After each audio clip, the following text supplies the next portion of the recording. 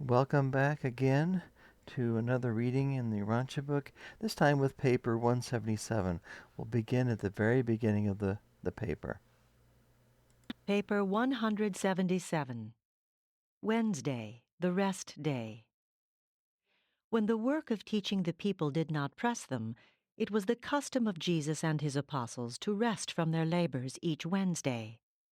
On this particular Wednesday, they ate breakfast somewhat later than usual, and the camp was pervaded by an ominous silence. Little was said during the first half of this morning meal. At last Jesus spoke. "I desire that you rest today. Take time to think over all that has happened since we came to Jerusalem, and meditate on what is just ahead, of which I have plainly told you. Make sure that the truth abides in your lives, and that you daily grow in grace."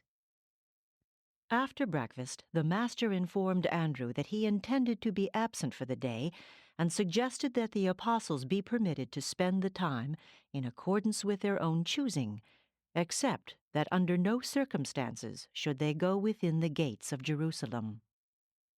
When Jesus made ready to go into the hills alone, David Zebedee accosted him, saying, "You well know, Master, that the Pharisees and rulers seek to destroy you, and yet you make ready to go alone into the hills. To do this is folly. I will therefore send 3 men with you well prepared to see that no harm befalls you." Jesus looked over the 3 well-armed and stalwart Galileans and said to David, "You mean well, but you err in that you fail to understand that the Son of Man needs no one to defend him. No man will lay hands on me until that hour when I am ready to lay down my life in conformity to my Father's will. These men may not accompany me. I desire to go alone, that I may commune with the Father." Upon hearing these words, David and his armed guards withdrew. But as Jesus started off alone, John Mark came forward with a small basket containing food and water, and suggested that, if he intended to be away all day, he might find himself hungry. The Master smiled on John and reached down to take the basket. 1. One day alone with God. As Jesus was about to take the lunch basket from John's hand, the young man ventured to say, "But, Master, you may set the basket down while you turn aside to pray and go on without it. Besides, if I should go along to carry the lunch, you would be more free to worship, and I will surely be silent. I will ask no questions, and will stay by the basket when you go apart by yourself to pray." While making this speech, the temerity of which astonished some of the nearby listeners, John had made bold to hold on to the basket. There they stood, both John and Jesus holding the basket. Presently the Master let go, and looking down on the lad, said, "Since with all your heart you crave to go with me, it shall not be denied you.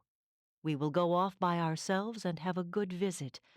You may ask me any question that arises in your heart, and we will comfort and console each other. You may start out carrying the lunch, and when you grow weary, I will help you. Follow on with me." Jesus did not return to the camp that. That is a remarkable thing that John Mark, he wanted to be with Christ. He wanted to just be around him, even though he didn't want to interfere with Christ in any way, shape, or form, but because of that determination to go with Christ, Christ was willing to say, "Yes, come with me, follow on with me." It's a remarkable thing. It tells us that, look, if we want to go on with Christ, if we want to follow on with him, if we want to be with him in our lives, we can, and Christ will be there with us. Evening until after sunset, the Master spent this last day of quiet on earth, visiting with this truth-hungry youth and talking with his paradise Father. This event has become known on high as the day which a young man spent with God in the hills. Forever this occasion exemplifies the willingness of the Creator to fellowship the creature. Even a youth, if the desire of the heart is really supreme, can command the attention and enjoy the loving companionship of the God of the universe, actually experience the unforgettable ecstasy of being alone with God in the hills, and for a whole day. And such was the unique experience of John Mark on this Wednesday in the hills of Judea. Jesus visited much with John, talking freely about the affairs of this world and the next. John told Jesus how much he regretted that he had not been old enough to be one of the apostles, and expressed his great appreciation that he had been permitted to follow on with them since their first preaching at the Jordan ford near Jericho, except for the trip to Phoenicia.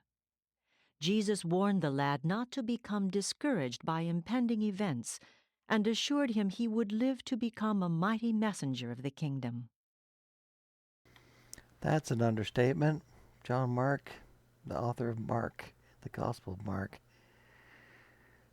did much for the early church, and it was his experience here as a lad that helped to form a great deal of the church, as well as to understand what really happened in the Gethsemane camp before they came and took Christ.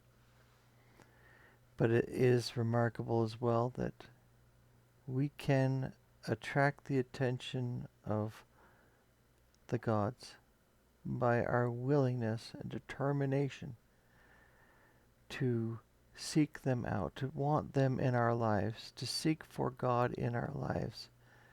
We get their attention. They recognize the creature has a desire. And of course, ask and ye shall receive. Knock and it shall be opened unto you. When you desire something strongly, especially the will and presence of your Father in heaven, that will never be rejected, will always be answered affirmatively.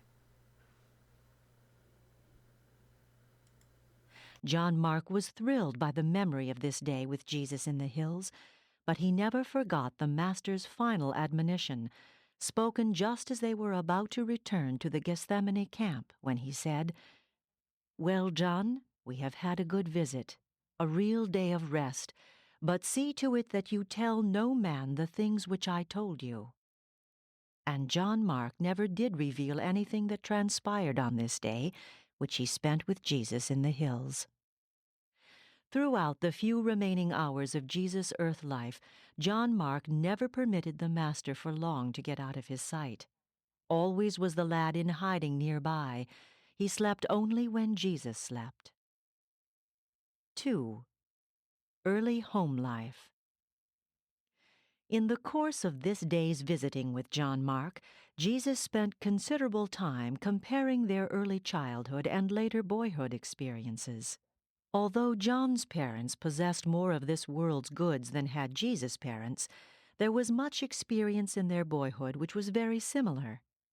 Jesus said many things which helped John better to understand his parents and other members of his family.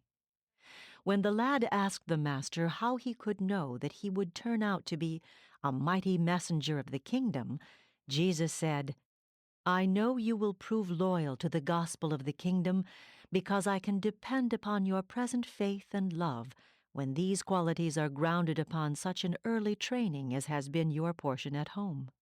You are the product of a home where the parents bear each other a sincere affection, and therefore you have not been overloved so as injuriously to exalt your concept of self-importance.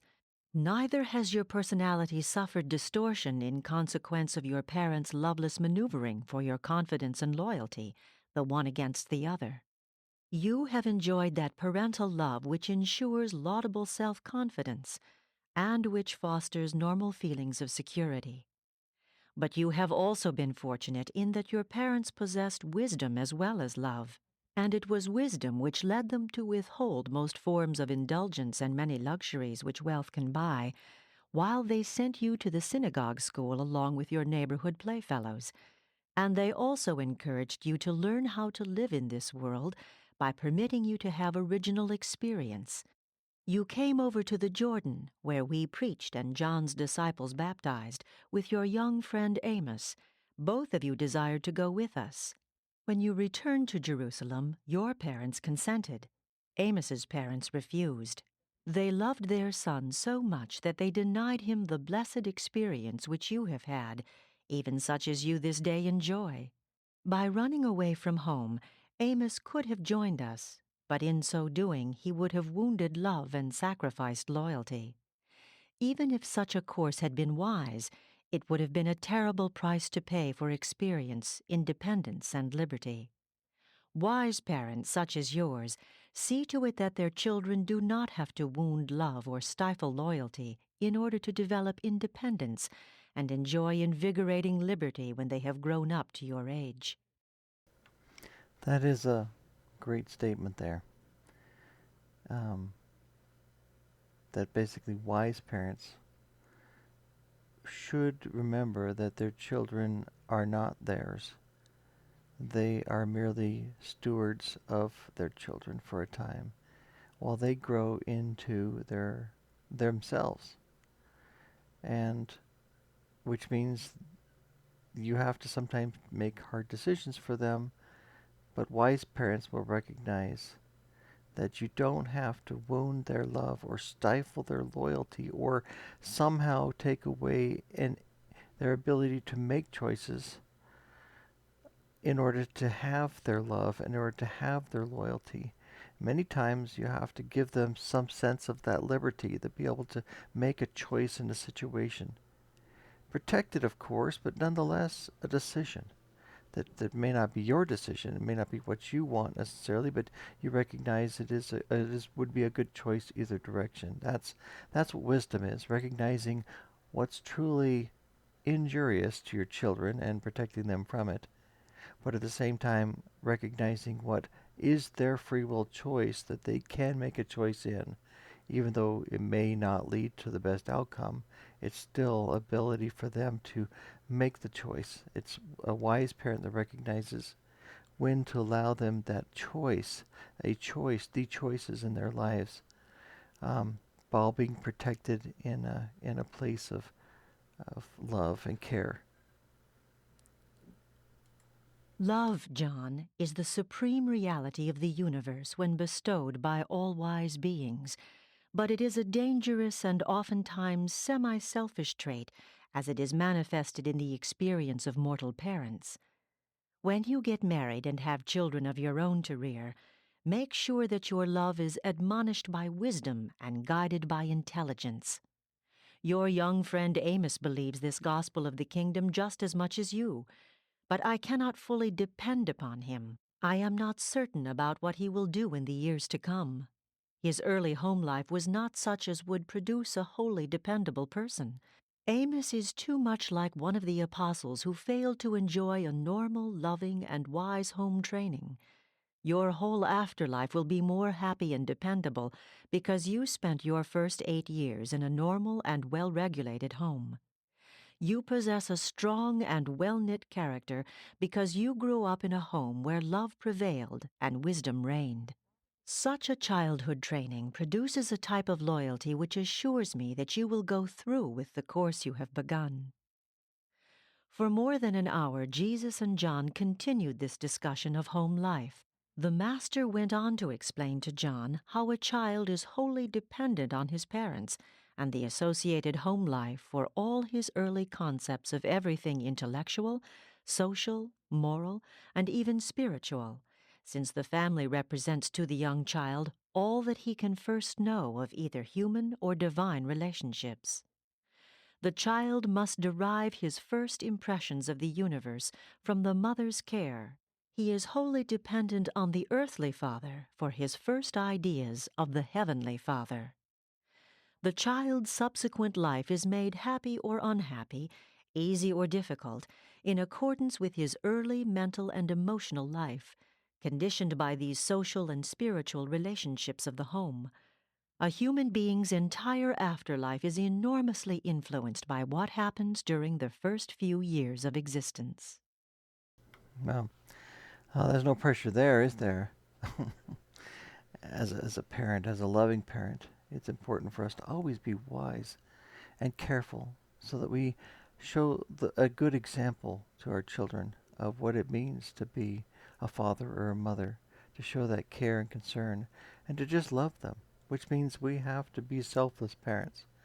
We have to give of ourselves selflessly and recognize our children are a temporary stewardship that we have to instill in them that same love we have for our Heavenly Father, the same love we have for the good things.